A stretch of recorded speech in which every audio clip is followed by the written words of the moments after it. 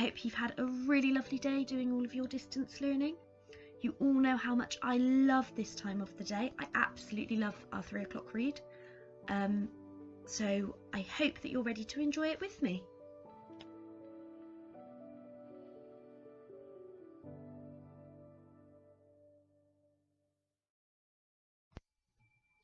So today, this chapter is called Sardines. I remember yesterday, Fred found a little pot, and he wasn't sure where it had come from, but maybe it meant that somebody else had been there. Sardines. It took longer to coax the raft back upstream. Leela steered them close to the bank, and they hauled their way along on overhanging branches when the pole wasn't enough. The branches hung low, and all 4 were covered in ants and spiderwebs by the time they reached their home stretch of river, with fresh scratches on their hands. "It was here," said Con. "I recognised the way those vines wrapped round that branch." The branch stuck out conveniently over the river. It was perfectly placed to act as a mooring branch. It jutted out at the ideal angle, right above a bank of black Amazon soil. Fred stood wobbling hard on the raft. "Watch it," said Con. The branch was just over his head. It was covered in tendrils where it met the tree, and shone green in the sunlight. He grabbed hold of it, tied a loop in the end of his rope, and hung it over the branch. "That's perfect," said Leela, "like a coat hook for our boat." "It is perfect." Fred stayed standing, looking up at the branch in his hand. He peered closer. "It's perfect because someone made it perfect." I've got my thinking face back on. I'm wondering, if someone's made it perfect, that must mean that somebody else has been there before them. I'm going to give you a couple of moments now to have a think. Who do you think could have been there before them? Remember, they're in the Amazon forest. Who could it possibly have been? There was a beat of silence. Then, "What do you mean?" asked Con. She spoke very quietly. Fred didn't answer. He moved the branch to and fro under its covering of vines. It creaked backwards and forwards under his hand. The vines wound like a rope around it in a figure of 8, repeated over and over. "It didn't grow here. It's been tied on." Max was staring open-mouthed. Can you practice your open-mouthed face? "Who did it? Did you?" "No, Maxie," said Leela quietly. "Not him. Somebody else." Fred looked behind him.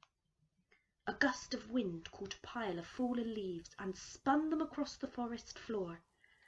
The back of his neck prickled. He reminded himself again that trees do not keep secrets. They walked back to the clearing in single file. Fred came last. He turned to look backwards at every step. The rustling in the bushes seemed to follow them, but it was just the wind, he told himself. Wind is a trickster. It plays havoc with your courage. That means that it plays tricks on you, the wind. It makes you think that someone's there, but really it's just the wind rustling everything about. The fire still had hot embers at its heart, and Fred lay down on his stomach in the grass and earth, blowing at it like a bellows, his chin inches from the fire. His eyes were red and smoky by the time it was rekindled, but the roar of it sent a wave of relief through his chest. The fire was the closest thing they had to a weapon, and its warmth felt like safety. Leela was arranging their shoes, which had been soaked on the raft, in a circle around the ashes. "Can I see the thing you found in the water?" she asked. Fred held it out. Most of the writing was covered in rust, but he could see, written on its base, the ingredients. "Look at the bottom," he said. "It says, 'Canned in Plymouth.'" Leela looked blank. "Plymouth is in England," said Fred, "down by the sea." "I didn't know you had fish in England," said Max. "Of course we have fish. What do you think we eat?" said Con. crumpets," said Max. "And cigars." "But if the tin comes from England," began Leila. "Then it must have come with whoever made the camp," said Fred. "An explorer, maybe." "Who goes exploring with sardines?" asked Con. "People used to come out here with all sorts of things, pianos and china ornaments. Sardines seem normal in comparison," said Fred. He felt a hot surge rising in his chest. If the person who had made the camp had been English, he might have been one of the explorers from the newspapers Fred had read, one of the explorers who never returned. Percy Fawcett, Simon Murphy, Christopher McLaren. "I had a book," said Fred, "about a man called Hiram Bingham. He was climbing and he came across a whole city built by the Incas. It wasn't exactly discovering, because some of the Peruvians knew about it, but nobody else did. Can you imagine? It would be like suddenly finding the ruins of Birmingham in 1,000 years' time." Leila moved closer. Her eyes were set far apart in her face, eyes that could look full of many different things at once. Now they radiated curiosity. Can you show me a really curious face? Something that makes you look like you're excited to find out what's going to happen next. "I've heard about it. It's called Machu Picchu."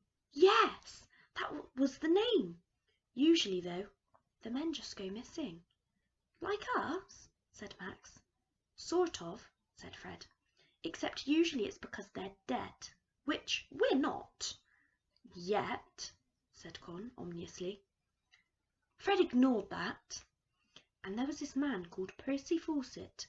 He was looking for a ruined city. He called it the City of Zed. And then not that long ago, it was in 1925, I think, he just disappeared. And another man, Christopher McLaren, he went on an expedition to find out if Fawcett's dream was real. He was my favourite. He wrote letters about waking up to find maggots growing in the crook of his elbow." I've paused again, because now I'm wondering, where have those explorers gone? If you're in Year 3, we started learning about explorers. Can you have a think now? Where do you think those explorers would have gone? "How lovely," said Con. "Did the maggots get him?" "Nobody knows. He sent a telegram, and then he disappeared." Fred hesitated. "I memorised it, actually." "How does it go?" asked Leila.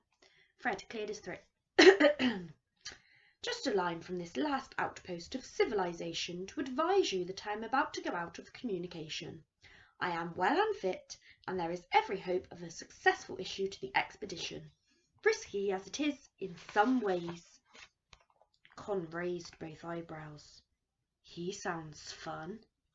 "Newspapers want people to sound like that, as if they have very clean shoes.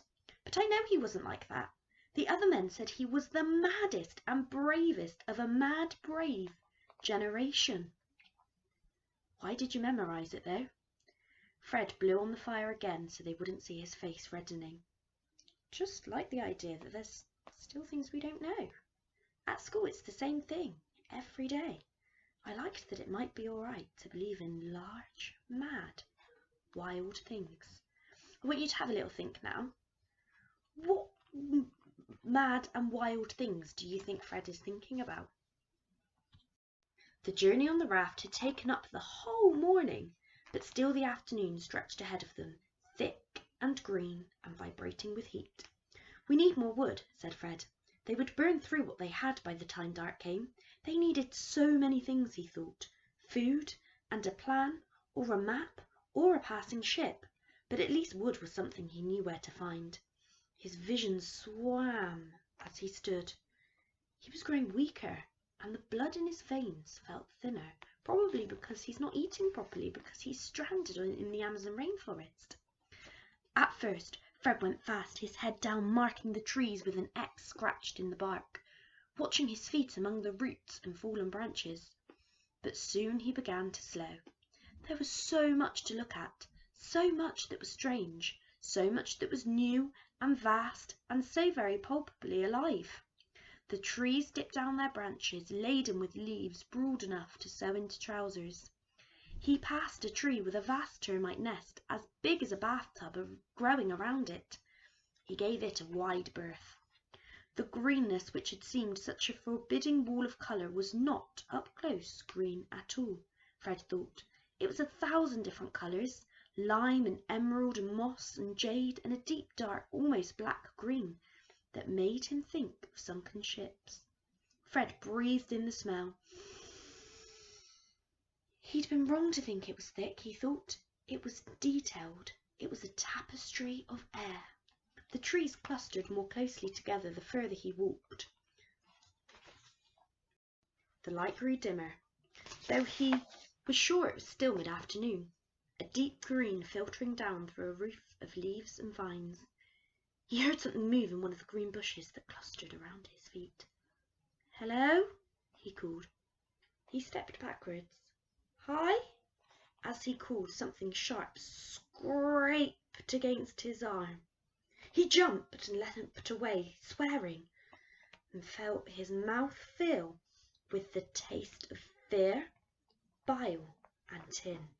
But it wasn't a snake, or even a spider.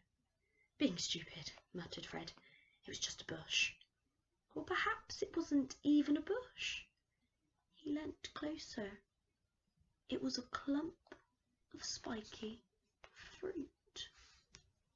What fruits do you know that are spiky and could be found in the Amazon forest? Have a little think. "A pineapple," he whispered aloud. Fred felt his fingertips prickle, shot through with a spark of discovery. This, he thought, must be what Columbus had felt like. He's an explorer, and you'll be learning a little bit about him. He reached out to pull the fruit from its throne of leaves, and then snatched his hand back, watching blood swell from a serrated gash in his thumb. "Ha!" he whispered. He braced himself, wrenched up 5 of the biggest pineapples, and set off at a run, a slightly jolting run, checking every few trees for the X and doubling back 3 times. At last he burst through the trees up to the edge of the clearing. He was met by a scream. "Get back!" Leela was standing in front of Max, one arm pushing him behind her, a stick pointed in the direction of Fred's throat. Con stood behind her, fists raised. They obviously weren't expecting it to be Fred. "I bought some pineapples," panted Fred. Then slowly he took in the scene. He grinned. "Were you planning to kill me?" "Thought you were a wild animal," Con said, flushing deep red. "Call out next time you come charging straight at us." It was Max who saw the pineapples in his arms. He gave a roar of joy that shook the fire and sat down, his teeth bared ready. He held out both hands. "Mine! Mine! Mine!" he said. Fred turned the pineapple in his hands, looking for a way in. Gingerly he bit into the side of the fruit. A spike got up his nose and another into his gum, but the juice was the most spectacular thing he had ever tasted. It was sweet and warm, and it sparkled on his tongue. "It's amazing," he said. "It's like eating electricity." Con took a bite of hers. "It's more like waging a war than seems fair for dessert," she said. Fred used his nails to scrape away the skin and dug out a handful of flesh. He held it out to Max. "Here, you'll like it." Leela was bent over her fruit, her plaits hanging over her lap. Now she looked up and grinned. "Are you sure you wouldn't like a flint?" she said. She'd cut into her pineapple with one of the arrowhead flints and carved out rough, palm-sized chunks. She laid them out in a row. "Oh, that might be an improvement," said Fred. Somehow he had pineapple juice in his ear. Con laughed. Leela hacked the 5th pineapple into quarters. "For breakfast," she said. She wrapped each piece in a large leaf and stacked them outside the den. Okay, so that's that chapter done. Tomorrow you'll have to come back and see what the next chapter is about.